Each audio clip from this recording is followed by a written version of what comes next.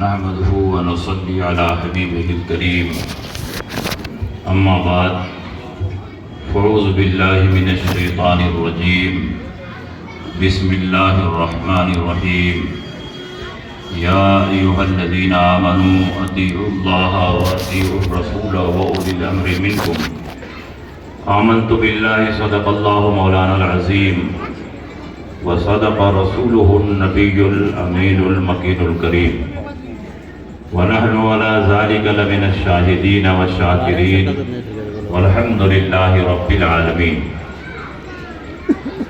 حضرات، ہم اور آپ خوش نصیب ہیں کہ دارالعلوم قادریہ حبیبیہ بنکا پور کے بینر تلے آج ختم بخاری شریف کی بابرکت محفل میں حاضر ہیں. بڑے بڑے محدثین نے ختم بخاری کی محفل کے تعلق سے فرمایا کہ یہ محفل قبولیت دعا، قضائے حاجات، حل مشکلات میں بہت مفید اور معاون ہے.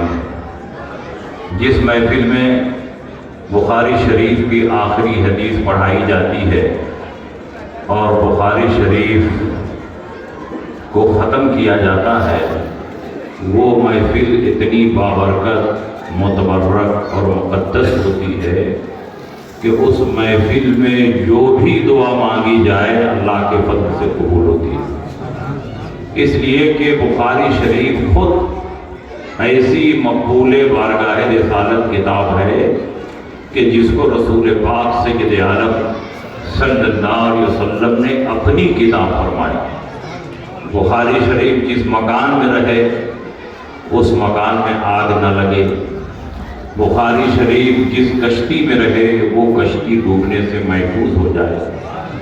بخاری شریف دعا کی جس محفل میں سامنے رکھ کر دعا مانگی جائے پروردگار عالم کی بارگاہ میں وہ دعا قبول ہو جائے. تو ہم خوش نصیب ہیں کہ آج ختم بخاری کی محفل میں حاضر ہیں. حضرت امام بخاری رضی اللہ تعالی عنہ اپنے دور کے بے مثال محدث اور بے مثال عالم دین تھے. حضرت امام بخاری کی پیدائش 13 شوال 194 ہجری کو عصر کی نماز کے بعد جمعہ کے دن ماوراء النہر کے شہر بخارا میں ہوئی.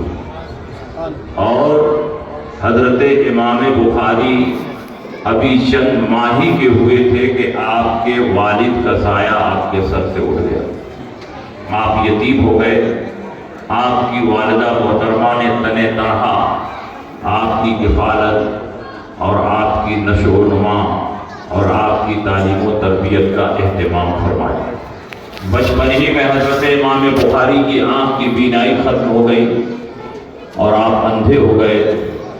آپ کی والدہ محترمہ مسلسل راتوں کو رب کی بارگاہ میں دعا کرتی رہی، روتی رہی، گڑگڑاتی رہی، پروردگار میرے بیٹے کی آنکھوں میں بینائی واپس کر دے.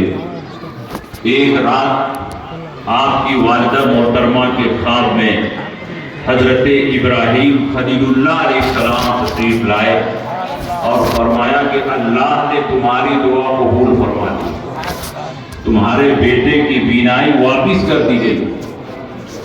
صبح کو حضرت امام بخاری کی والدہ محترمہ سو کر اٹھتی ہیں، بھاگ کر اپنے بیٹے کے پاس جاتی ہیں، جگاتی ہیں، بیٹے اٹھو، آنکھیں کھولو، دیکھو تمہاری آنکھوں کی بینائی واپس آ چکی ہوگی.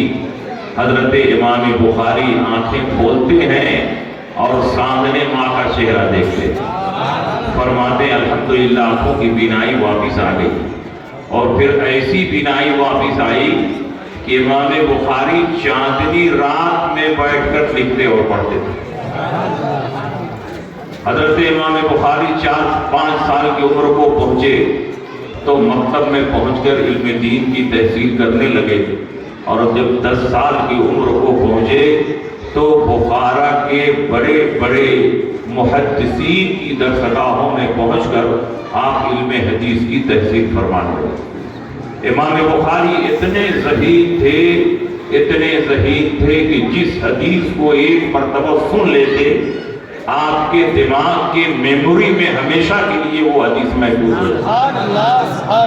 جب حضرت امام بخاری بخارا کے بڑے بڑے مشائخ بڑے بڑے محدثین کی بارگاہ میں پہنچ کر حدیثیں سن رہے تھے، پڑھ رہے تھے، تو آپ کے ساتھیوں کا بیان ہے کہ ہم لوگ محدثین کی بارگاہ میں حدیث پڑھنے جاتے تو جو بھی حدیث پڑھتے اس کو رجسٹر پر لکھ لیتے، لیکن محمد ابن اسماعیل بخاری یعنی امام بخاری لکھتے نہیں تھے۔ ہم لوگ بار بار ٹوکتے رہے کہ ارے یار کیوں وقت ضائع کرتے ہو، تم بھی کچھ لکھو، لیکن امام بخاری درسگاہ میں بیٹھتے اور صرف سنتے۔ 15 دن گزر گیا اور 15 دن میں ان کے ساتھیوں نے 16,000 حدیثیں لکھی، اور امام بخاری کو ٹوکتے رہے کہ تم نے کچھ نہیں لکھا، تمہارا وقت برباد ہوا۔ امام بخاری نے فرمایا کہ جتنا تم نے لکھا ہے چلو سناؤ۔ تو رجسٹر لے کر ان کے ساتھی سنانے لگے تو جگہ جگہ امام بخاری ٹوکتے کہ استاد نے ایسے نہیں ایسے حدیث بیان کیا، استاد نے یہ نام نہیں بیان کیا تو یہ نام بیان کیا۔ جگہ جگہ امام بخاری ان کے نوشتوں کی اصلاح فرمانے لگے۔ ان کے ساتھیوں نے کہا کہ امام بخاری اگرچہ حدیث نہیں لکھتے ہیں لیکن جو اپنا رجسٹر صحیح کرانا چاہتا ہے امام بخاری کو سناتا ہے۔ اتنے عظیم محدث کہ آپ کے بارے میں سیرت نگاروں نے لکھا ہے کہ 6 لاکھ حدیثیں یاد ہیں، اور 6 لاکھ حدیثوں میں 1 لاکھ صحیح حدیثیں آپ کو یاد۔ جب چاہتے تھے متن اور سند کے ساتھ حدیث سنا دیتے تھے۔ اتنے پائے کے محدث جب امام بخاری بغداد شریف گئے تو بغداد کے محدثین نے چاہا کہ امام بخاری کا امتحان لیا جائے، تو 100 حدیثوں کا انتخاب کیا گیا اور 10 محدثین امتحان لینے کے لیے مقرر کیے گئے، اور ان 100 حدیثوں میں سے ہر حدیث کی سند کو کاٹ کر دوسری حدیث میں جوڑ دیا۔ اس کی سند اس میں، اس کی سند اس میں، اس کی سند اس میں، 100 حدیثوں کو ملا کر کے گڑ مڑ کر دی۔ امام بخاری جب ممبر پر تشریف فرما ہوئے تو ایک محدث کھڑے ہوئے اور 10 حدیثیں انہوں نے پیش کی اور ہر حدیث کی سند ایک دوسرے میں ملا دیا۔ امام بخاری حدیث سنتے اور فرماتے لا عارف میں نہیں جانتا، لا عالم میں نہیں جانتا، لا ادری میں نہیں جانتا۔ تو عوام یہ سمجھتے کہ امام بخاری کو حدیث کے بارے میں جانکاری نہیں۔ ایک محدث 10 حدیثیں سنا کر بیٹھ گئے، دوسرے محدث کھڑے ہوئے، انہوں نے 10 حدیثیں سنائی اور ہر حدیث کی سند کو ایک دوسرے میں ملا دی۔ یہاں بھی امام بخاری فرماتے رہے میں اس حدیث کو نہیں جانتا، میں اس حدیث کو نہیں جانتا، میں اس حدیث نہیں جانتا۔ 10 محدث اپنی 10 حدیثیں سنا کر بیٹھ گئے تو عوام اور کم پڑھے لکھے لوگ یہ سمجھ رہے تھے شاید امام بخاری کو فن حدیث میں مہارت نہیں، لیکن اب امام بخاری کا دریائے علم جب جوش مارنے لگا تو امام بخاری پہلے محدث سے فرماتے ہیں سنو تم نے پہلی حدیث اس طرح پڑھی تھی، وہ حدیث اس طرح نہیں ہے بلکہ اس طرح، دوسری حدیث اس طرح تم نے سنائی وہ اس طرح نہیں ہے بلکہ اس طرح ہے، اس کی حدیث یہ ہے، سند یہ ہے، متن یہ ہے، اس حدیث کی سند یہ ہے، متن یہ ہے، اس حدیث کی سند یہ ہے، متن یہ ہے۔ 100 حدیثوں کو حضرت امام بخاری نے اسی ترتیب سے سنا بھی دیا اور ہر حدیث کی جو صحیح سند تھی وہ اس کے ساتھ بیان کرتا۔ اتنا بیان فرماتا مجمع جوش مارے لگا اور نعرے تکبیر، نعرے رسالت کی صدا بلند ہونے لگا۔ اتنے عظیم محدث حضرت امام بخاری رضی اللہ تعالیٰ عنہ تھے۔ امام بخاری کے استاد ہیں امام اسحاق ابن راہویہ۔ انہوں نے درسگاہ میں ایک دن فرمایا کہ میں چاہتا ہوں کہ صحیح حدیث کا ایک مستند اور قابل اعتماد ذخیرہ تیار کیا جس میں صرف صحیح حدیث ہو، صحیح حدیث کے سوا کوئی حدیث نہ ہو۔ یوں تو حدیث کی بہت ساری کتابیں اس وقت وجود میں آ چکی تھی، کتاب الآثار وجود میں آ چکی تھی، مصنف ابن شیبہ وجود میں آ چکی تھی، مصنف عبد الرزاق وجود میں آ چکی تھی، موطا امام مالک، موطا امام محمد وجود میں آ چکی تھی، یہ ساری کتابیں وجود میں آ چکی تھی، لیکن ہر کتاب میں ہر قسم کی حدیثیں موجود تھیں، صحیح، حسن، عزیز، غریب۔ لیکن آپ کے استاد نے فرمایا کہ میں چاہتا ہوں کہ صحیح حدیثوں کا ایک مستند مجموعہ تیار کیا جائے جس میں صرف صحیح حدیث ہو اور صحیح حدیث کے سوا کوئی دوسری حدیث نہ ہو۔ آپ نے فرمایا کہ میرے شاگردوں میں اگر کوئی یہ کام کر دے تو مجھے بڑی خوشی ہو۔ امام شافعی پڑھ رہے تھے لیکن اپنے دل میں اس بات کو نوٹ کر لیا کہ جب اللہ تعالیٰ مجھ کو اس لائق بنا دے گا تو میں یہ کام کروں گا۔ جب امام بخاری لاکھوں لاکھ حدیثوں کے حافظ ہو گئے، اپنی والدہ محترمہ کے ساتھ حج کے لیے گئے اور آپ کے ساتھ آپ کے بھائی بھی گئے، تو حج کے بعد آپ کی والدہ محترمہ آپ کے بھائی کے ساتھ بخارا واپس آ گئے، لیکن امام بخاری مکہ مکرمہ میں رہ گئے اور بڑے بڑے مشائخ اور محدثین سے حدیثیں سنتے رہے، لکھتے رہے، اور اسی دوران آپ نے بخاری شریف کی تصنیف کا آغاز فرمایا۔ یہ بخاری شریف 2-4 دنوں میں نہیں لکھی گئی بلکہ 16 سال کڑی محنت امام بخاری نے اس کے لیے کی ہے۔ ایک ایک حدیث کے لیے دور دراز بلاد و امصار کا سفر کیا ہے، اور اس قدر احتیاط کے ساتھ امام بخاری نے اس میں حدیثوں کو جمع کیا ہے کہ اگر کسی محدث کے بارے میں ادنا شبہ گزرتا تھا کہ یہ متقی اور پرہیزگار نہیں ہے تو اس کی حدیث امام بخاری نہیں دیتے۔ 16 سال کی کڑی محنت اور لگن کے بعد حضرت امام بخاری نے صحیح حدیثوں کا ایک مستند مجموعہ تیار کیا جس کو آج ہم اور آپ بخاری شریف کے نام سے جانتے اور پہچانتے ہیں۔ اور امام بخاری نے اس کا نام رکھا الجامع المسند الصحیح المختصر من امور رسول اللہ صلی اللہ علیہ وسلم و سننہ و ایامہ۔ یہ اتنا لمبا چوڑا نام رکھا لیکن لوگوں کی زبان پر بخاری شریف بخاری شریف بخاری شریف، یہی اس کا اصلی نام ہو گیا۔ اور امام بخاری کا نام محمد ابن اسماعیل بخاری ہے، لیکن آج جس کی زبان پر دیکھیے امام بخاری امام بخاری امام بخاری۔ اپنے دور کے امیر المومنین فی الحدیث ہیں، اور ہر مصنف لکھنے کے وقت تنہائی چاہتا، سکون چاہتا ہے، یکسوئی چاہتا، لیکن آپ کو یہ سن کر حیرت ہوگی کہ امام بخاری نے بھری مسجد حرم میں بیٹھ کر بخاری شریف کو لکھا۔ آپ جاتے ہوں گے عمرہ کرنے، حج کرنے، تو مسجد حرام اور حرم میں دیکھتے ہوں گے کتنی بھیڑ بھاڑ ہوتی، اسی مسجد حرام کے گوشے میں بیٹھ کر حضرت امام بخاری نے بخاری شریف کی تصنیف فرمائی، اور حدیثوں کی صحت جانچنے کے بعد اور اپنے مقررہ شرائط پر حدیثوں کو پرکھنے کے بعد مزید احتیاط امام بخاری نے یہ کیا کہ ایک ایک حدیث کو اپنی کتاب میں لکھنے سے پہلے آپ اس کے لیے غسل کرتے، اس کے بعد 2 رکعت نفل نماز پڑھتے، اس کے بعد رب کی بارگاہ میں استخارہ کرتے، پھر رب کی بارگاہ سے اشارہ ہوتا تب جا کر امام بخاری اپنی کتاب میں اس حدیث کو لکھتے۔ ترجمۃ الباب کی جگہ امام بخاری نے چھوڑ دی۔ آپ کو یہ سن کر حیرت ہوگی کہ بخاری شریف کی جو ہیڈنگ اور عنوان ہے اس کو امام بخاری نے ریاض الجنہ میں بیٹھ کر لکھا۔ 16 سال کی کڑی محنت کے بعد یہ کتاب تیار ہوئی، ترجمۃ الباب کی جگہ چھوڑ دی اور اس کو ریاض الجنہ میں بیٹھ کر منتقل فرمایا، اور وہ بھی اس اہتمام کے ساتھ کہ سب سے پہلے رسول پاک سید عالم صلی اللہ علیہ وسلم کی بارگاہ میں دوڑ لگا دی، یا رسول اللہ اس حدیث کو لکھوں کہ نہ لکھوں؟ جب سرکار کی بارگاہ سے اشارہ ہوتا کہ یہ میری حدیث ہے تب امام بخاری اس کو ہیڈنگ کے تحت حدیث کو لکھتے ہیں۔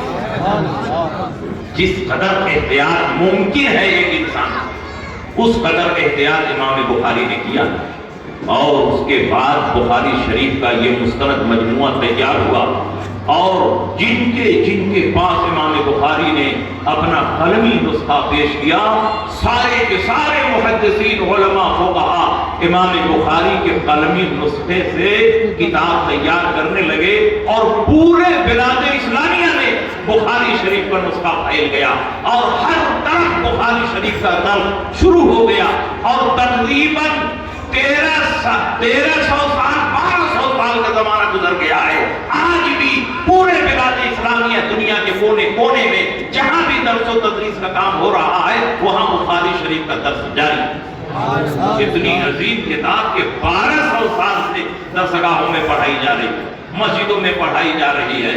امام بخاری رحمۃ اللہ علیہ کی یہ کتاب بارگاہ رسالت میں بھی مقبول ہے۔ امام ابو زید مرودی فرماتے ہیں کہ ایک دن میں طواف کے لیے گیا، اور طواف کے بعد مقام ابراہیم کے پاس بیٹھا تھا کہ آنکھ لگ گئی۔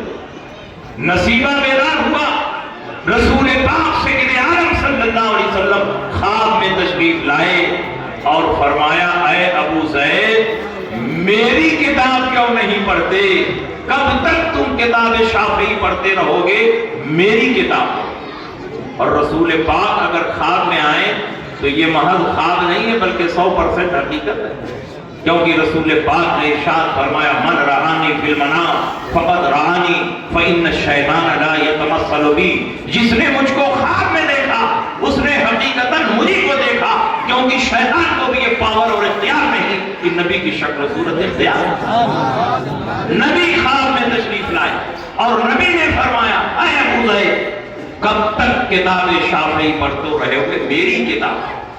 انہوں نے کہا، یا رسول اللہ آپ کی کون سی کتاب؟ تو رسول پاک نے فرمایا، محمد ابن اسماعیل بخاری کی بخاری شریف پڑھا۔ جس کتاب کو رسول پاک نے اپنی کتاب فرمایا، ایک ایک حدیث نقل کرنے سے پہلے رسول پاک نے قبر اطہر سے اشارہ فرمایا، ایک ایک حدیث نقل کرنے سے پہلے اللہ کی بارگاہ سے امام بخاری کے قلب پر اشارہ ہوا ہو، اس کتاب کی مقبولیت کا ہم اور آپ اندازہ نہیں لگا۔ اسی لیے کتاب آج بھی بارگاہ رسالت میں مقبول ہے، اور جو چیز بارگاہ رسالت میں مقبول ہوتی ہے عام مسلمانوں کے دل میں بھی مقبول ہوتی ہے۔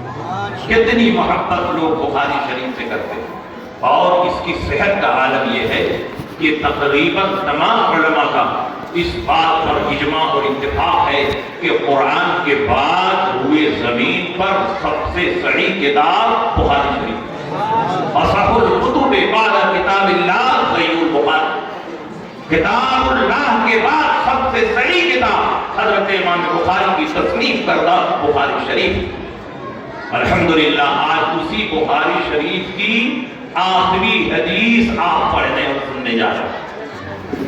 اور یاد رکھیے، امام بخاری عظیم محدث تھے، محدث ہونا بہت کمال، لیکن معراج کمال یہ ہے کہ حدیثوں میں چھپی ہوئی فقہی نکات اور باریکیوں کو تلاش کریں، اور اس میدان میں امام اعظم ابو حنیفہ کو اللہ نے بہت بلندی عطا کی۔ آپ اپنے دور کے عظیم محدث بھی تھے اور عظیم فقیہ تھے، اتنے عظیم فقیہ تھے کہ آپ نے اپنی زندگی میں 86,000 مسائل کا استنباط اور استخراج، 38,000 مسائل عبادات سے متعلق نکالے اور باقی مسائل معاملات سے متعلق نکالے۔ عام طور پر لوگ سمجھتے ہیں کہ امام اعظم ابو حنیفہ محدث نہیں تھے، جب اتنے بڑے فقیہ تھے تو فقیہ تو وہی ہوگا جو محدث ہو، وہ فقیہ ہو ہی نہیں سکتا جو محدث نہ ہو۔ یہ ہو سکتا ہے کہ محدث فقیہ نہ ہو، لیکن یہ ہو ہی نہیں سکتا کہ جو فقیہ ہو وہ محدث نہ ہو۔ محدث ہونا علم کا پہلا زینہ ہے اور فقیہ ہونا علم کا آخری زینہ۔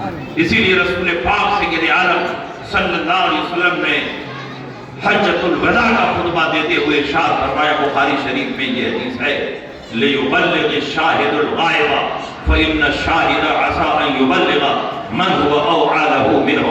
تم میں جو لوگ حاضر ہیں میری حدیثوں کو ان لوگوں تک پہنچائیں جو یہاں حاضر نہیں، جو یہاں حاضر نہیں ہے اگرچہ وہ موجود ہو چکے ہوں ان کو پہنچائیں، یا حاضر نہیں ہے اگرچہ پیدا نہیں ہوئے ہیں 100 سال کے بعد 200 سال کے بعد پیدا ہوں گے ان کو پہنچایا جائے، جو بھی یہاں نہیں ہے ان تک میری حدیثوں کو پہنچایا جائے، کیونکہ ایسا وقت ہوگا کہ جو حدیث کو سنے گا وہ فقیہ نہیں ہوگا، اور ایسا وقت ہوگا کہ جن لوگوں تک حدیثیں پہنچائی جائیں گی وہ بہت بڑے فقیہ ہوں گے۔ اسی حدیث کو امام ترمذی نے اور تفصیل سے بیان کیا، نصر اللہ عبدا سمع مقالتی وحفظها ووعاها وأداها فرب حامل فقه غير فقيه ورب حامل فقه إلى من هو أفقه منه۔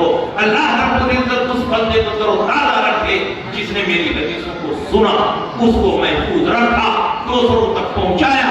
ایسا وقت ہوگا کہ حدیث کو سننے والا فقیہ نہیں ہوگا، اور جن لوگوں تک حدیثیں پہنچائی جائیں گی وہ بہت بڑا فقیہ ہوگا۔ اس حدیث کو نقل کرنے کے بعد ابن حجر اسقلانی، امام اسقلانی، امام بدر الدین عینی نے فرمایا قد بشر النبی صلی اللہ علیہ وسلم بالامام ابی حنیفہ، رسول پاک نے اس حدیث میں امام اعظم ابو حنیفہ کی بشارت۔ اور ابن حجر مکی نے اپنی کتاب میں لکھا، اور علامہ جلال الدین سیوطی نے تمہید الصحیفہ میں لکھا فیہ معجزۃ ظاہرۃ للنبی صلی اللہ علیہ وسلم فإنہ اخبر بما سیقع۔ اس میں نبی اکرم کا کھلا ہوا معجزہ ہے کہ جو بات ہونے والی تھی رسول پاک نے بہت پہلے اس کو بیان کیا۔ اسی لیے امام اعظم ابو حنیفہ کو جب حدیثیں پہنچی تو ان کے مشائخ جن حدیثوں سے مسائل نہ نکال سکے، امام اعظم ابو حنیفہ نے لاکھوں لاکھ مسائل سے استنباط کیا۔ امام اعظم کے استاد امام سلیمان اعمش ہے، امام اعظم نے 200 دنوں تک ان کی خدمت میں رہ کر ان کی میں حدیث کی تحصیل کی، جبکہ امام اعظم حدیث پڑھ رہے تھے اور امام سلیمان اعمش حدیث پڑھا رہے تھے۔ اسی دوران ایک سائل آیا اور اس نے پے در پے 100 سوالات۔ امام سلیمان اعمش نے فرمایا کہ یہ بالکل جدید اور نئے قسم کے مسائل ہیں، مجھے اس کا حکم قرآن اور حدیث میں نظر نہیں آتا۔ امام اعظم نے فرمایا حالانکہ اسٹوڈنٹ ہیں، حضور کی اجازت دیں تو میں جواب دے دوں۔ کہا اگر معلوم ہے تو جواب دے دوں۔ امام اعظم ابو حنیفہ نے اسی ترتیب سے سوالات کو دہرا دیا اور ہر سوال کا جواب عطا کیا۔ ترتیب کو یاد رکھنا بھی بہت بڑا کام ہے۔ 100 سوالات پیش ہوئے، 100 سوالوں کو اسی ترتیب سے آپ نے دوہرا دیا اور اس کا جواب بھی عطا فرمایا۔ تمہارے پہلے سوال کا جواب یہ ہے، دوسرے سوال کا جواب یہ ہے، تیسرے سوال کا جواب یہ ہے۔ آپ کے استاد امام سلیمان اعمش نے فرمایا اے ابو حنیفہ کہاں سے جواب دے رہے؟ فرمایا کہ حضور آپ کی پڑھائی ہوئی حدیثوں سے جواب نکالا۔ آپ نے فلاں موقع پر یہ حدیث پڑھائی، اس سے یہ مسئلہ نکلا، فلاں موقع پر یہ حدیث پڑھائی، اس سے یہ مسئلہ نکلا۔ 100 سوالوں کا جواب بھی عطا فرما دیا، اور جن حدیثوں سے مسائل کا استنباط فرمایا تھا ساری حدیثوں کو پڑھ کر سنا دیا۔ آپ کے استاد نے خوش ہو کر فرمایا یا معاشر الفقہاء انتم الاطباء ونحن السیادلہ وانت ایھا الرجل اخذت بکلۃ الطرفین۔ اے فقہاء کی جماعت، تم لوگ ڈاکٹر اور حکیم ہو اور ہم محدثین میڈیکل اسٹور والے۔ ہمارے پاس دوائیں ہیں لیکن یہ نہیں معلوم کون سی دوا کس مرتبے کا ہے، کس دوا کا کیا سائیڈ افیکٹ ہے، کس دوا کا کیا نقصان ہے۔ اور اے فقہاء کی جماعت، تمہارے پاس حدیثیں بھی ہیں اور یہ بھی معلوم ہے کہ کس حدیث سے کون مسئلہ نکلے گا، کس حدیث سے کون مسئلہ نکلے گا۔ اے ابو حنیفہ، تمہاری شان سب سے نرالی ہے۔ وَأَنْتَ أَيُّهَا الرَّجُلُ أَخَذْتَ بِكِلَا الطَّرَفَيْنِ۔ اے ابو حنیفہ، تم کو دونوں طرف سے حصہ ملا ہے، بے مثال فقیہ بھی ہو اور بے مثال محدث بھی ہو۔ جن حدیثوں کو 200 دنوں میں نے سنایا، تم نے ایک نشست میں سنا دیا، اور جن حدیثوں سے میں مسائل نہ نکال سکا، انہی حدیثوں سے تم نے سینکڑوں مسائل کا استنباط اور استخراج۔ یہ شان امام اعظم ابو حنیفہ کی۔ تو محدث ہونا کمال ہے، لیکن محدث ہونے کے ساتھ ساتھ فقیہ ہونا یہ معراج کمال ہے۔ اسی لیے بڑے بڑے محدثین امام اعظم ابو حنیفہ کے فقہی مسلک کو نہ سمجھ پاتے، اتنی گہرائی میں اتر کر امام اعظم ابو حنیفہ مسائل کا استنباط اور استخراج فرماتے کہ بڑے بڑے محدثین کو لگتا کہ امام اعظم اپنی رائے سے مسئلہ بتا رہے ہیں، اپنی عقل سے مسئلہ بتا رہے ہیں، حالانکہ امام اعظم رائے سے مسئلہ نہیں بتاتے، انہوں نے خود اپنے اجتہاد کے اصولوں میں سب سے پہلا قانون یہ ذکر کیا ہے۔ تبیین الصحیفہ میں علامہ جلال الدین سیوطی نے نقل کیا ہے، میزان الشریعۃ الکبریٰ میں امام عبدالوہاب شعرانی نے نقل کیا ہے، انی مقدم العمل بالکتاب ثم بالسنۃ ثم باقضیۃ الصحابۃ مقدما ما اتفقوا علی ما اختلفوا وحینئذ اقیل۔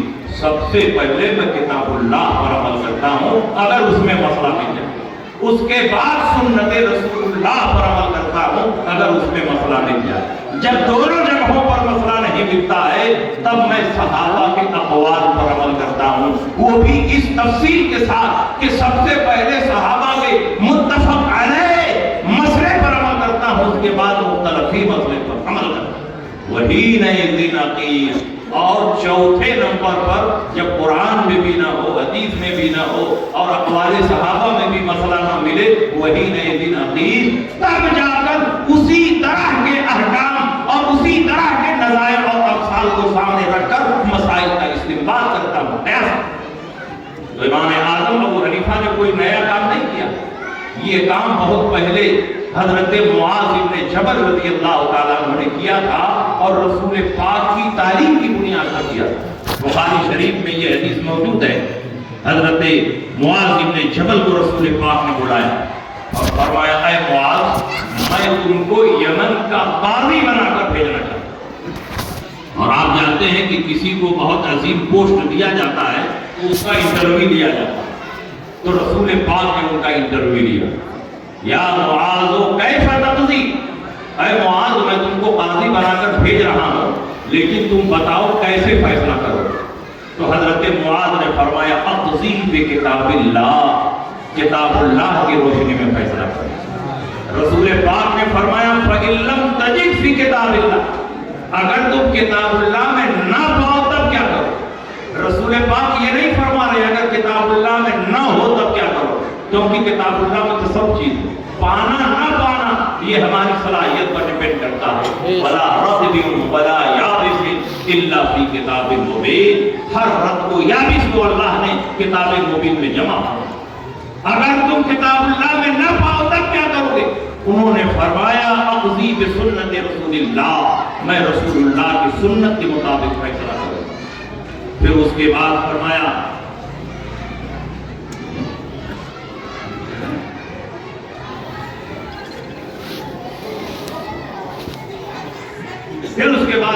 کہ اگر سنت رسول اللہ میں نہ پاؤ تو کیا کرو گے؟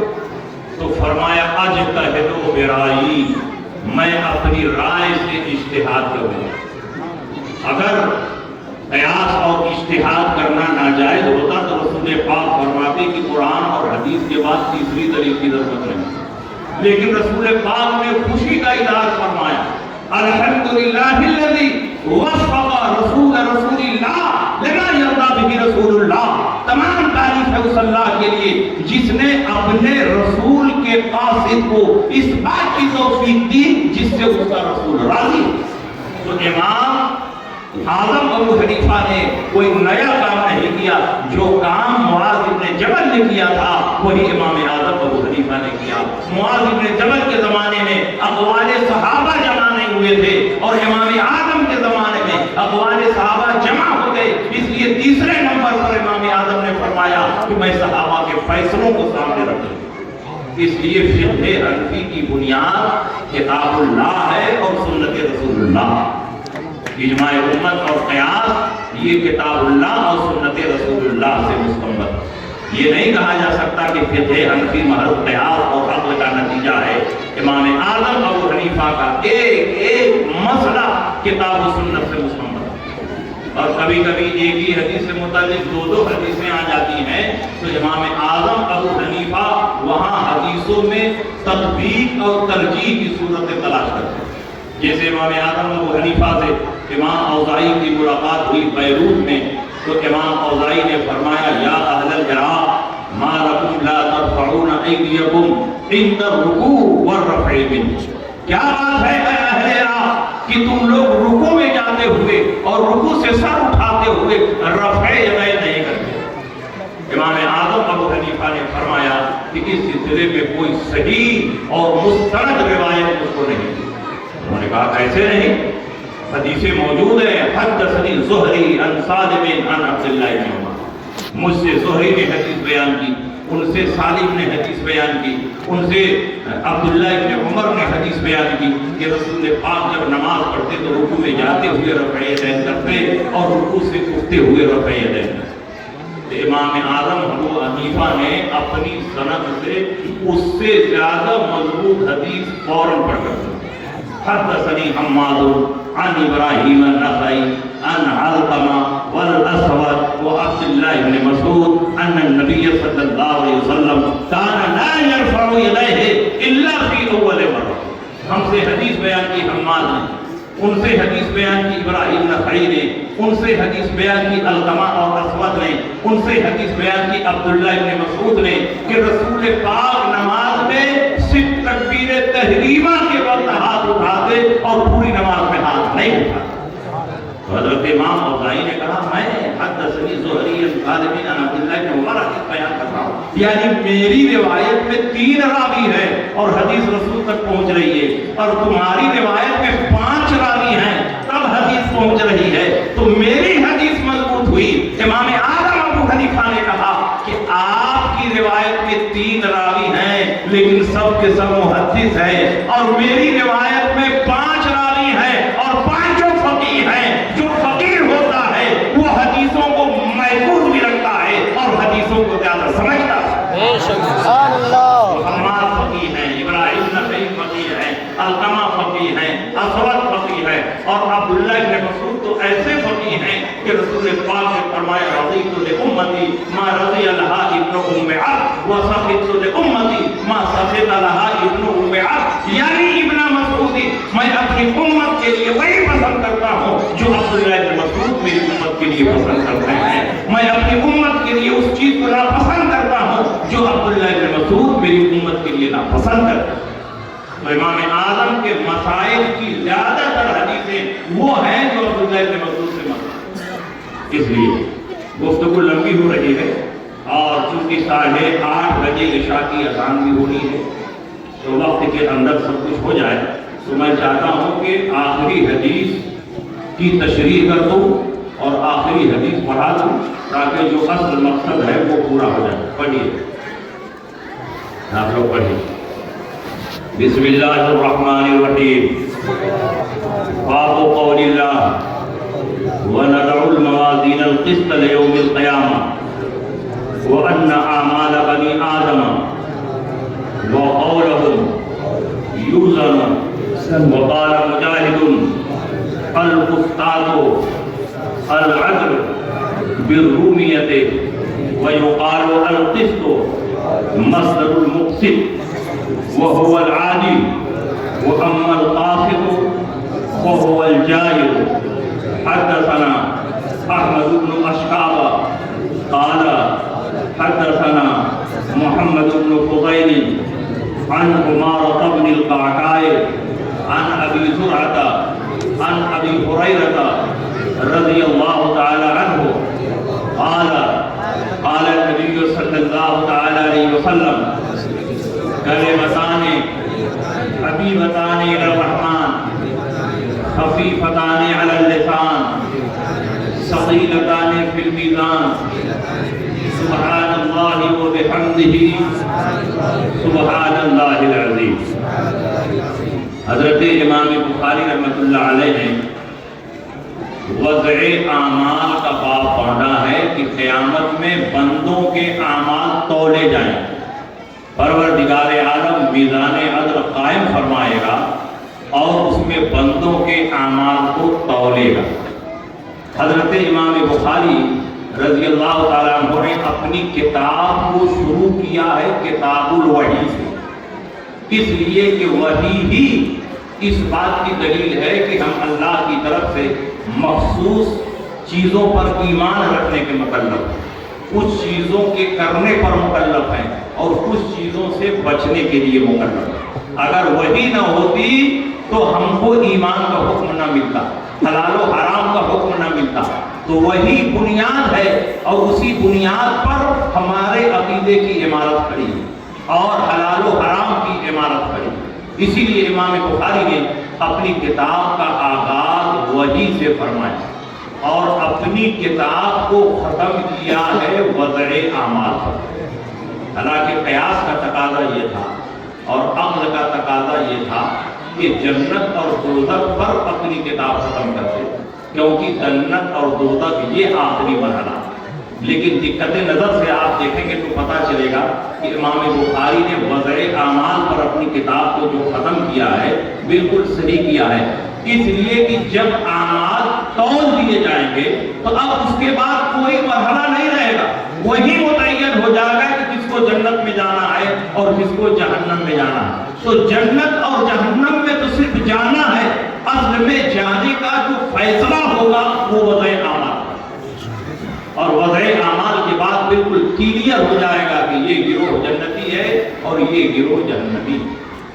हजरत इमाम बुखारी ने ये बात इसलिए बांधा है कि मुअतज़िला का रद्द हो जाए। मुअतज़िला कहते हैं कि क़यामत में आमाल तौले नहीं जाए, इसलिए कि जब हिसाब किताब हो गया और सबका रजिस्टर और नामे आमाल सबके हाथ में थमा दिया गया तो अब आमाल को वज़न करने की क्या जरूरत, ये तो बिला वजह काम है। लेकिन आपको मालूम है और आप आसपास और अपने इर्द गिर्द के माहौल में देखते होंगे कि जो आदमी कत्ल करता है और कत्ल में महफूज होता है, जब जज उसको सजा सुनाता है तो जो आदमी 100% कत्ल किया ही किया है वो भी कहता है कि मेरे साथ जुल्म हुआ, नाइंसाफी हुई और मेरे हक में गलत फैसला दिया। इसलिए अल्लाह चाहेगा कि नामे आमाल को देने के बाद उसी बंदे के सामने उसके आमाल को तौल कर दिखा दे कि हमारे फरिश्तों ने लिखने में कोई गड़बड़ी नहीं की है, तूने जितनी नेकी की है फरिश्तों ने नेकी लिखी और जितनी बुराई की है फरिश्तों ने उतनी बुराई लिखी। जब तराजू पर ताल दिया जाएगा तो हर आदमी का दिल मुतमईन हो जाएगा। तो परवरदिगार आलम हर आदमी को मुतमईन करने के लिए मीज़ान अदल कायम फरमाएगा और बंदों के आमाल को तौलेगा। मुअतज़िला कहते हैं कि आमाल को तौलना मुमकिन नहीं, क्योंकि आमाल आराज हैं और आराज को तौला नहीं जाता। उस चीज को तौलते हैं जिसमें सिजल हो, बोझ हो, मोटापा हो, भारीपन हो, और आमाल को आराज है, आराज को कैसे तौला जाएगा। हम कहते हैं कि परवरदिगार आलम जब फरमा रहा है कि हम आमाल को तौलेंगे तो वो कैसे तौलेगा, ये परवरदिगार आलम की हिकमत है। हमारी अक्ल में आए ना आए इस पे बात नहीं है, जो कुरान की आयत कह रही है उस पर ईमान लाना हमारे लिए फर्ज है। इसलिए आमाल तौले जाएंगे। बहुत से मुहद्दिसीन ने अहले सुन्नत की तरफ से जवाब दिया कि आमाल तौले जाएंगे, यानी जिस रजिस्टर में आमाल लिखे हैं वो तौले जाएंगे।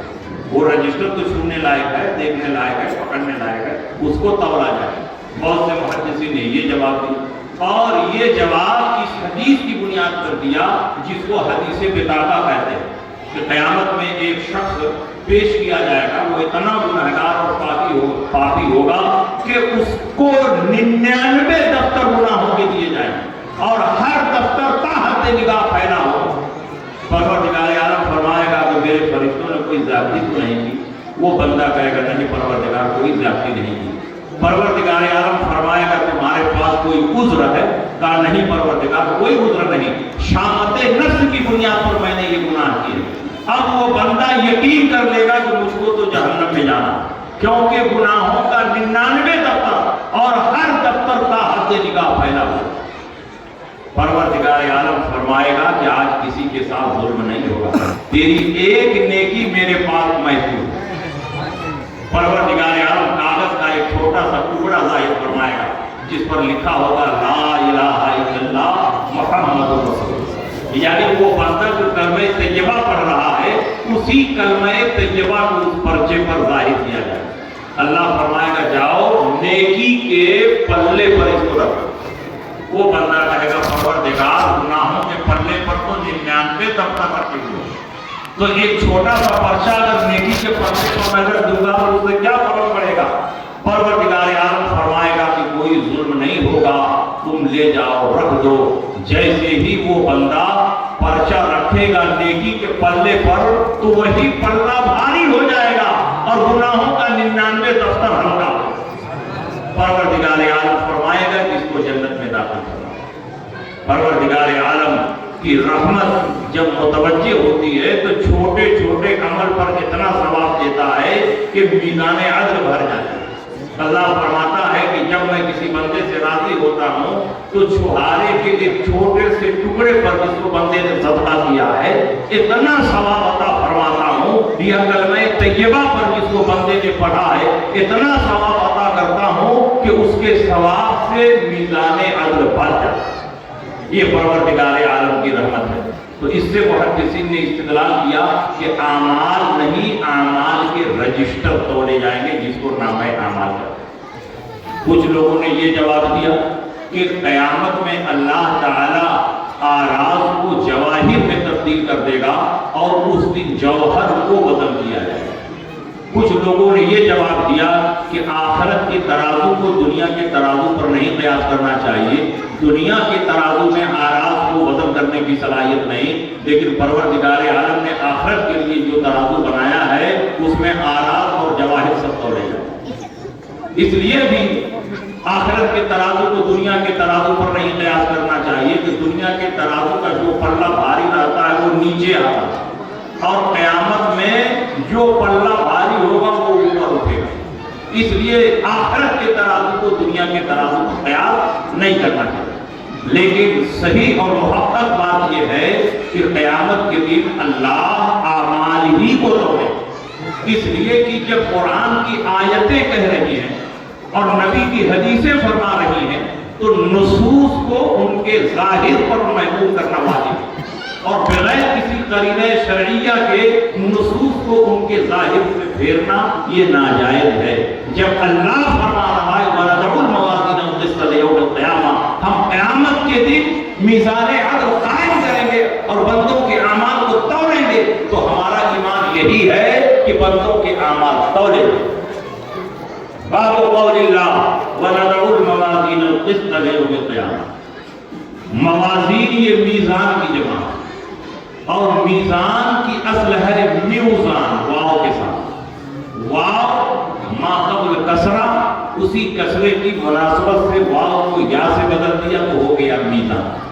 اور میزان بنا ہے وزن سے، وزن یزن، جس کے معنی ہوتا ہے وزن کرنا، جوڑنا۔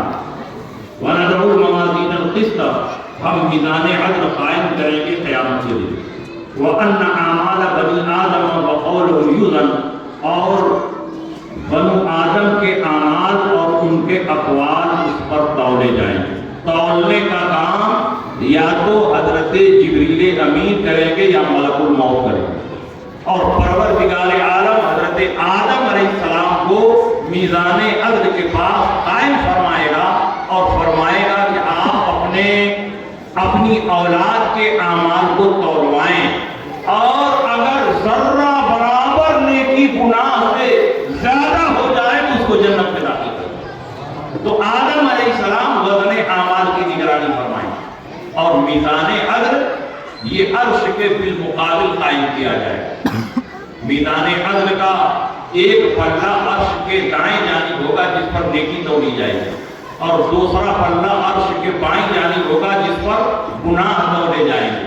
جو دائیں جانب ہوگا وہ جنت کے بالمقابل ہوگا، جو بائیں جانب ہوگا وہ جہنم کے بالمقابل ہوگا۔ اور میزان عدل کا ایک پلہ اتنا وسیع و عریض ہوگا کہ اس میں ساتوں آسمان اور ساتوں زمین کو رکھ دیا جائے تو بھی نہیں بھر پائے۔ حضرت داؤد علیہ السلام نے رب کی بارگاہ میں دعا کی، پروردگار میں میزان کو دیکھنا چاہتا۔ اللہ تعالیٰ نے داؤد علیہ السلام کو میزان عدل کی زیارت کروائی۔ جب میزان عدل کو داؤد علیہ السلام نے دیکھا تو بے ہوش ہو گئے، اور جب ہوش میں آئے تو فرمایا پروردگار نے ایک پلہ اتنا بھاری ہے کہ اس میں ساتوں آسمان ساتوں زمین غائب ہو جائے تو کسی بندے کے پاس اتنا عمل ہے کہ وہ میزان عدل کو بھر دے؟ تو پروردگار عالم فرمائے گا کہ جس بندے سے میں راضی ہو جاتا ہوں، چھہارے کا ایک چھوٹا سا ٹکڑا سا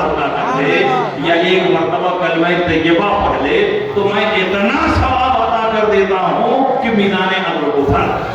اور یہ کلمہ جس کا ہم ورد کرنے جا رہے ہیں، اس پر تو پروردگار عالم نے اتنا ثواب عطا فرمایا ہے کہ ایک حدیث میں رسول پاک نے ارشاد فرمایا، الحمدللہ نصف المیزان، الحمدللہ نصف میزان کو بھر دیتا ہے، والحمدللہ تملأ، اور الحمدللہ باقی آدھے کو بھر دیتا ہے۔ اس لیے کسی بھی عمل کو ہلکا نہیں سمجھنا چاہیے۔ اگر پروردگار عالم کی رحمت متوجہ ہو گئی تو یہ بھی ہو سکتا ہے کہ اسی چھوٹے عمل کی وجہ سے پروردگار عالم مغفرت کرے۔ القسط مصدر المقسط، قسط جو ہے یہ مقسط کا مصدر ہے۔ یہاں مصدر کا معنی ہے مادہ، یہاں نحوی اور صرفی مصدر مراد نہیں ہے بلکہ اس کا معنی ہے مادہ، اس لیے کہ مقسط جو ہے وہ مزید فی ہے، اور مزید فی کا مصدر مجرد نہیں ہو سکتا، اور القسط ثلاثی مجرد ہے، تو جو ثلاثی مجرد ہے وہ مزید فی کا مصدر نہیں بن سکتا۔ جیسے مکرم ہے تو مکرم کا مصدر اکرام ہوگا، کرم تو ہوگا نہیں، تو مقسط کا مصدر اقساط ہو سکتا ہے، القسط کیسے ہو سکتا ہے؟ تو وہی فرما رہے ہیں کہ یہاں مصدر کا معنی صرفی مصدر نہیں ہے بلکہ مصدر کا معنی مادہ ہے۔ قاف سین تو حروف اصلی القسطوں میں بھی ہے، اور وہی قاف سین تو المقسط میں بھی ہے۔ اور القاسط کا معنی ظالم ہوتا ہے لیکن مقسط کا معنی عادل ہوتا ہے۔ یہ لفظ جو ہے وہ ازداد میں سے ہے، تو فرماتے ہیں مصدر المقسط، القسط یہ مقسط کا مصدر ہے، اور مقسط کا معنی ہے وَهُوَ الْعَادِلُ، مقسط کا معنی عادل ہے۔ وَأَمَّا الْقَاسِطُ فَهُوَ الْجَائِرُ، اور قاسط کا معنی ہے ظالم۔ تو گویا القسط ظلم کے معنی میں بھی آتا ہے اور القسط عدل کے معنی میں بھی آتا ہے۔ قرآن میں اللہ نے فرمایا وَإِذَا حَكَمْتَ فَاحْكُم بَيْنَهُم بِالْقِسْطِ، اے نبی آپ لوگوں میں جب فیصلہ کریں تو عدل کے ساتھ فیصلہ کریں۔ یہاں القسط کا معنی کیا ہے؟ عدل ہے، اور اسی قرآن میں اللہ نے فرمایا وَأَمَّا الْقَاسِطُونَ فَكَانُوا لِجَهَنَّمَ حَطَبًا، جو ظالم ہے وہ جہنم کا ایندھن ہے۔ تو قسط ازداد میں سے اس کا معنی ظلم بھی ہے اور اس کا معنی عدل بھی ہے، اور جہاں جیسا قرینہ ہوگا وہاں معنی متعین کیا جائے گا۔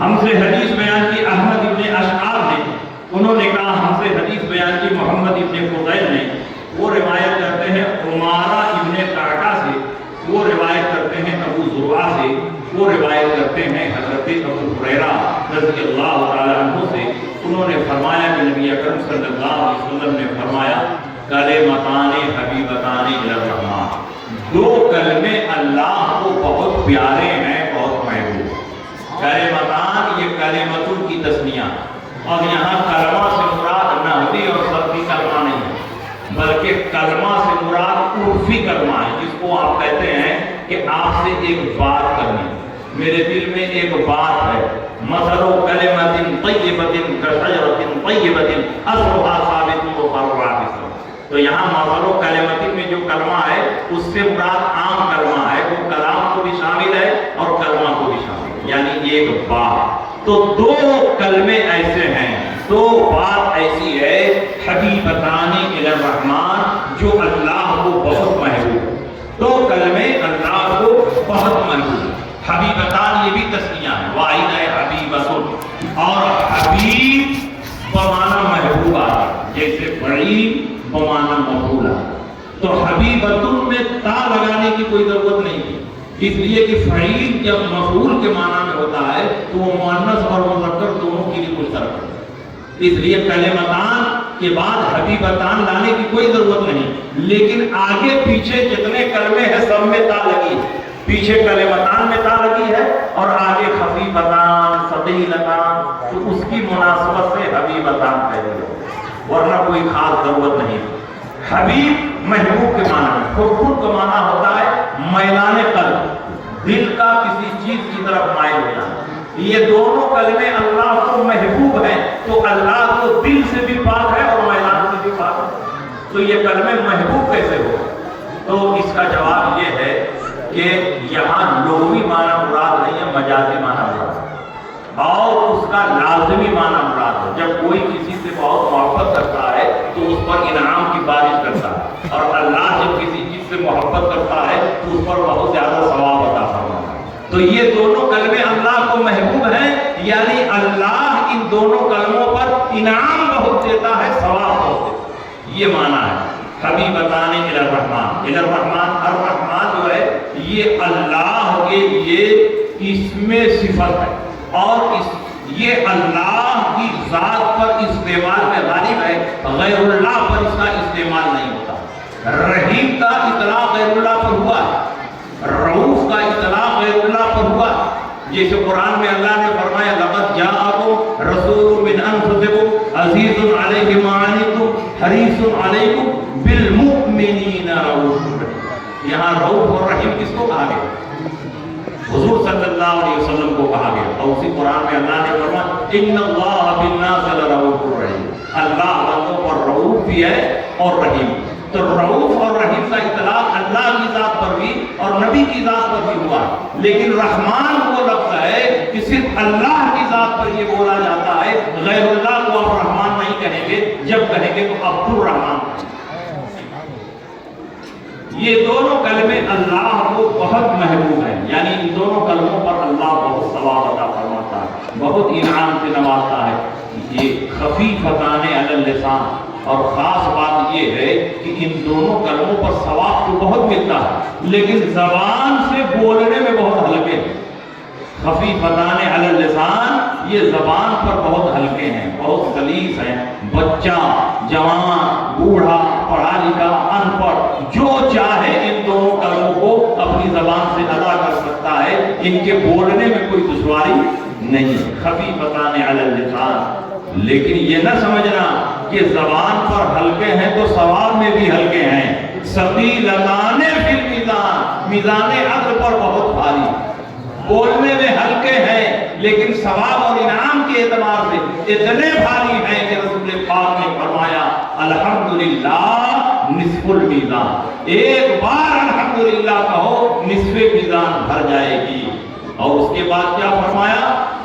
وَبِحَمْدِ اللَّهِ تَمْلَؤُهُ، اور ایک بار ہم حمدللہ یعنی اللہ کی حمد بیان کرو تو پوری میزان بھر جائے۔ الحمدللہ آدھی میزان اور حمدللہ پوری میزان کو بھر جائے۔ یہ اس کلمے پر ثواب کا عالم ہے۔ یہ دونوں کلمے کون ہیں؟ سبحان اللہ و بحمدہ، سبحان اللہ العظیم۔ سبحان سبحت اللہ، سبحان کا مفعول مطلق، اصل عبارت تھی سبحت اللہ سبحان، میں نے اللہ کی پاکی بیان کی، پاکی بیان کرنا، لیکن اس کا فعل وجوبی طور پر ہمیشہ کے لیے حذف کر دیا جاتا ہے، اور اس مفعول مطلق کو لفظ اللہ کی طرف، اس میں جلالت کی طرف اضافت کر دی گئی اور اس پر نصب دے دیا گیا تاکہ فعل کے محذوف ہونے پر دلالت ہو۔ اس لیے جب بھی اب استعمال ہوگا تو سبحان اللہ استعمال ہوگا، سبحت اللہ سبحان استعمال نہیں ہوگا۔ وجوبی طور پر اس کا فعل محذوف ہو گیا، اور نون کے اوپر جو زبر دیا گیا ہے اسی لیے تاکہ فعل کے محذوف ہونے پر دلالت ہو۔ سبحان کا معنی ہے تسبیح بیان کرنا، اللہ کو ان تمام صفات سے پاک جاننا جو اللہ کی شان کے لائق نہیں ہے، جیسے جھوٹ ہے، چغلی ہے، غیبت ہے، چوری ہے، ان تمام صفات سے اللہ کو پاک جاننا، نقص سے، عیب سے پاک جاننا، اسی کا نام ہے تسبیح اور اسی کا نام ہے سبحان اللہ کا۔ تو سبحان اللہ کا مطلب ہوا میں اللہ کو تمام عیوب اور نقائص سے پاک جانتا ہوں، تمام صفات سلبیہ کی نفی کر دینا، تمام ایسی صفات کی نفی کر دینا جو اللہ کی شان کے لائق نہیں ہے۔ لیکن عیب کی نفی کر دینے سے خوبی کا ثبوت تو نہیں ہو جائے۔ اگر آپ کہیں کہ زید بخیل نہیں ہے تو بخیل کی نفی تو آپ نے کر دی، لیکن اس سے یہ ثابت نہیں ہوا کہ وہ سخی سخی ہے۔ اس کو ثابت کرنے کے لیے ایک خوبی والا کلمہ لانا پڑے۔ آپ نے اتنا تو کہا سبحان اللہ، اللہ تمام عیوب اور نقائص سے پاک، تو تمام عیوب اور نقائص سے پاک ہے، لیکن صفات کمالیہ کو جامع ہے کہ نہیں، اس کو ثابت کرنے کے لیے کہا وَبِحَمْدِهِ، کیونکہ حمد بولتے ہیں تمام صفات کمالیہ کو اللہ کے لیے ثابت ہے۔ تو اللہ تمام عیوب اور نقائص سے پاک ہے اور تمام صفات کمالیہ کو جامع ہے۔ تو اس میں دونوں باتیں آ گئی، صفات سلبیہ کی نفی بھی ہو گئی اور صفات ثبوتیہ کا اثبات بھی ہو گیا۔ اور وہ ذات جو تمام عیوب اور نقائص سے پاک ہو اور تمام صفات کمالیہ کو جامع ہو، وہ ذات عظیم ہوگی کہ نہیں ہوگی؟ جب ایسی ذات ہے تو تیسرے نمبر پر فوراً آ گیا سبحان اللہ العظیم، اللہ کی ذات بہت عظیم ہے۔ حضرت امام بخاری رحمۃ اللہ علیہ نے اپنی کتاب کو تسبیح اور حمد پر ختم کرنا، اور تسبیح اور حمد پر ختم کرنے کے لیے حضرت امام بخاری نے اپنی طرف سے تسبیح اور حمد کا کوئی صیغہ اور جملہ نہیں کہا، بلکہ رسول پاک کی زبان مبارک سے، اور رسول پاک افضل الحامدین ہیں، ان کی زبان مبارک سے تسبیح اور حمد کا جو جملہ نکلا تھا اس کو امام بخاری نے یہاں درج کر دیا تاکہ کتاب کا اختتام بھی تسبیح اور حمد پر ہو جائے اور رسول پاک کی حدیث کا بیان بھی۔ اس لیے کہ قرآن میں اللہ فرماتا ہے دعواہم فیہا سبحانک اللہم، جنتیوں کی دعا ہوگی سبحانک اللہم وتحیتہم فیہا سلام، اور ملاقات کے وقت ان کا پہلا کلمہ ہوگا السلام علیکم، وآخر دعواہم، اور آخری دعا ہوگی ان الحمدللہ رب العالمین، الحمدللہ رب العالمین۔ جنتیوں کی آخری دعا ہے۔ امام بخاری نے چاہا کہ میری کتاب بھی اسی جملے پر ختم ہو جو جنتیوں کا آخری جملہ ہوگا۔ تو اس طرح سے امام بخاری نے تسبیح اور حمد پر اپنی کتاب کو ختم بھی کر دیا اور رسول پاک کی حدیث کی روایت بھی فرما دی۔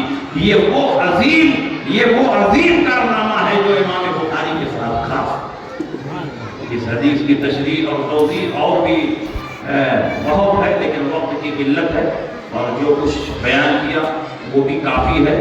درسگاہ میں اس سے زیادہ نہیں پڑھایا جاتا ورنہ زیادہ بدحکمی ہو جائے گی، اس لیے میں انہی کلمات پر اپنے درس کو ختم کرتا ہوں اور آپ چاروں آدمیوں کو نصیحت کرتا ہوں کہ آپ یہاں سے فارغ ہونے کے بعد مسلک اعلیٰ حضرت کا سچا سپاہی بن کر نکلیں اور جہاں رہیں دین و سنیت کا کام کریں، اور اس ادارے کو ہرگز نہ بھولیں کیونکہ اسی ادارے نے آپ کو پڑھایا ہے، سکھایا ہے اور یہ ماحول فراہم کیا ہے کہ آپ دنیا کی عظیم کتاب بخاری شریف پڑھنے اور سمجھنے کے لائق ہوئے۔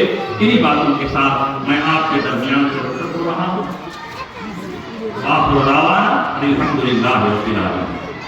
حضرات کو جو یہاں بخاری شریف ختم کر رہے ہیں، جس طرح سے حضور محدث کبیر نے مجھ کو حدیث کی اجازت دی ہے، محدث کبیر کو مفتی اعظم ہند نے اجازت دی ہے، مفتی اعظم ہند کو اعلیٰ حضرت نے اجازت دی ہے، اور جس طرح مجھ کو حضور تاج الشریعہ نے اجازت دی ہے، اور جس طرح تاج الشریعہ کو مفتی اعظم نے اجازت دی ہے اور مفتی اعظم کو اعلیٰ حضرت نے اجازت دی ہے، میں ان تمام اجازتوں کو آپ کے حوالے کرتا ہوں اور آپ کو بھی حدیث کی اجازت میں عطا کرتا ہوں۔ الحمدللہ۔